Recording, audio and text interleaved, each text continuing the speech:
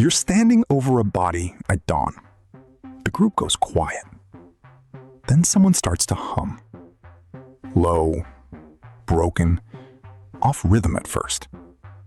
Others join in, one voice at a time, until the humming becomes a wall of sound holding everyone up. This wasn't singing for entertainment. This was the first funeral song, built by people with no words for grief. Here's the thing nobody tells you. They invented music to survive a feeling language couldn't reach yet. No word for loss, no word for why, just a hole in the group where a person used to be, and a nervous system screaming with nowhere to send the signal. Think about that for a second. You have thousands of words for what you're feeling right now. Grief, devastated, gutted, numb.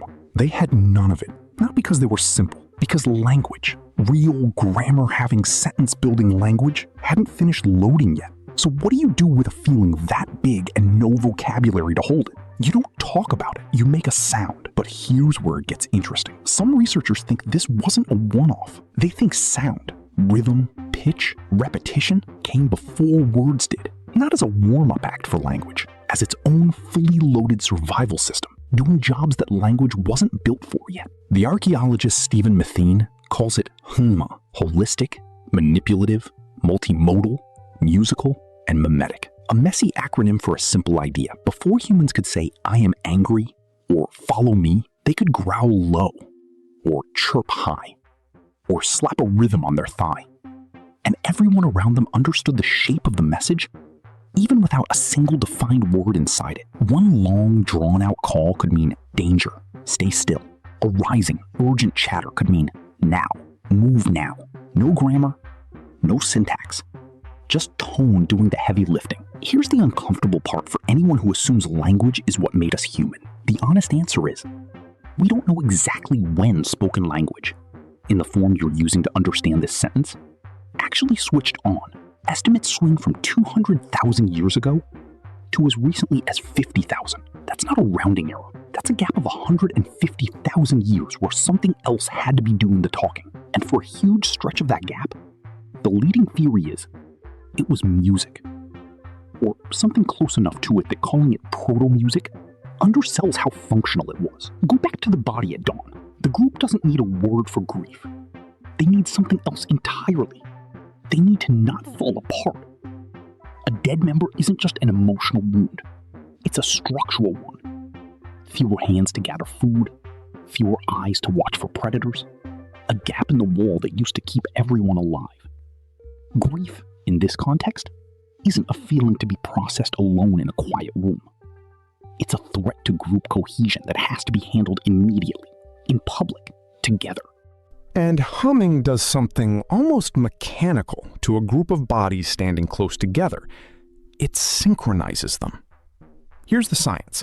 When people vocalize together, hum, chant, sing, even just breathe in rhythm, their heart rates start to match.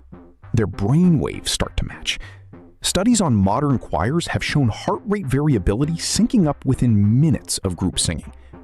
It's not poetic language, it's measurable.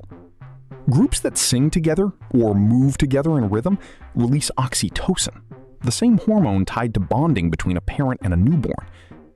Synchrony isn't just a metaphor for closeness, it's the actual biological mechanism that manufactures it. So picture it again, but now with the mechanism attached. That low, broken hum at the graveside isn't just an emotional outlet. It's the group's oxytocin system getting switched on in real time, stitching everyone back together the way scar tissue closes a wound. The humming isn't decoration on top of the grief. The humming is the treatment. But here's the problem with only looking at grief. It makes music sound like a purely emotional invention, a nice to have, something for the soft moments. And that's where most explanations stop, which is exactly why they're incomplete. Because the same tool that holds a grieving group together is biomechanically identical to the tool that lets a hunting group move as one. Now, here's the wild part. Persistence hunting, chasing an animal not with speed, but with relentless, coordinated endurance until it collapses from exhaustion, is one of the oldest hunting strategies we have evidence for. and it requires something modern hunters take for granted: comms. You need a way to say it went left, hold position, now, across open terrain, without spooking the prey and without slowing down to have a conversation. You can't do that with sentences. Sentences are slow. Sentences require stopping, or at least focus, or eye contact, or shared vocabulary agreed on in advance. What you need instead is something a group can lock onto instantly, without translation. A rhythm, a pitch, a repeated pattern that means keep pace or break formation, the same way a police siren means move without a single word attached to it. Think of it like this. Language is a text message. Rhythm is a heartbeat. One requires you to stop and read. The other, you feel without deciding to. There's a reason military units still use drum cadences and coordinated chants to march in step, thousands of years after written language existed. There's a reason sports teams still clap rhythms to sync a play, and rowing crews still call strokes in rhythm instead of full sentences. Rhythm survived every technological upgrade to human communication because it does something words can't. It moves multiple bodies as a single unit, in real time, with zero lag. Early humans hunting large game in coordinated groups needed exactly that. Not poetry, infrastructure. A shared pulse the whole group's nervous system could lock onto mid-chase. The same pulse a group at a gravesite locks onto mid-collapse. Same tool. Two completely different emergencies. That's the piece almost nobody puts together. That the first music wasn't invented once for one reason. It was one mechanism, reused for two of the most urgent problems early humans faced. How do you move a group's bodies together without language? And how do you hold a group's emotions together without language? Coordination and grief aren't opposites. They're the same engineering problem, wearing different clothes. Both need synchrony. Neither can wait for grammar to get invented first. So, what did that first song actually sound like? Here's where the evidence gets physical instead of theoretical, and where the honest answer stays a little blurry, because we're reconstructing sound from bones and stone, tens of thousands of years after the fact. Start with the body doing the singing. In 1989, researchers found a Neanderthal hyoid bone, the small, delicate bone that anchors your tongue and larynx, at Kebra Cave in Israel. It's nearly identical to a modern human hyoid.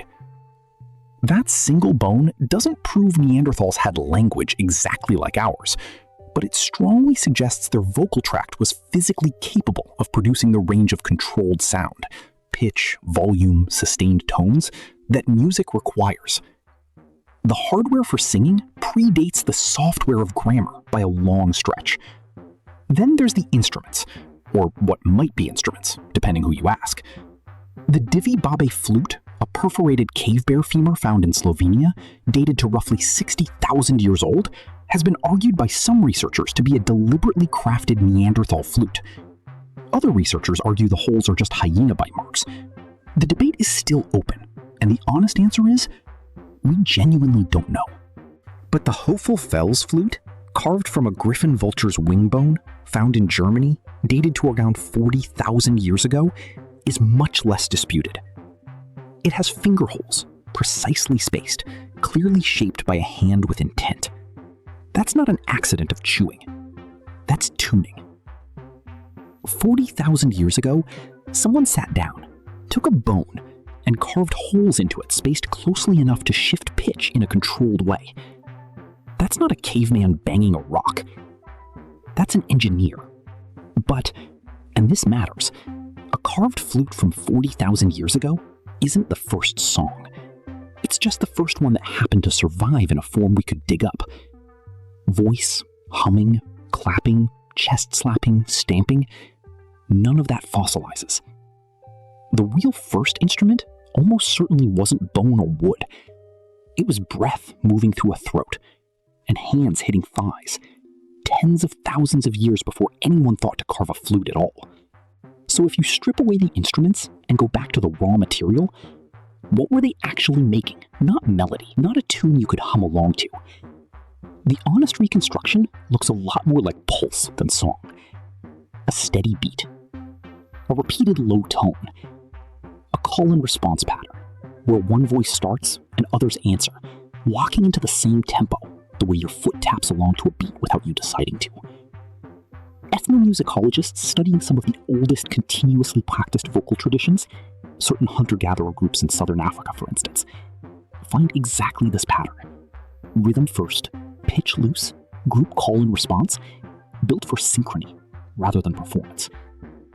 It's not proof of what happened 60,000 years ago, but it's the closest living echo we've got. Which brings you back to the body at dawn.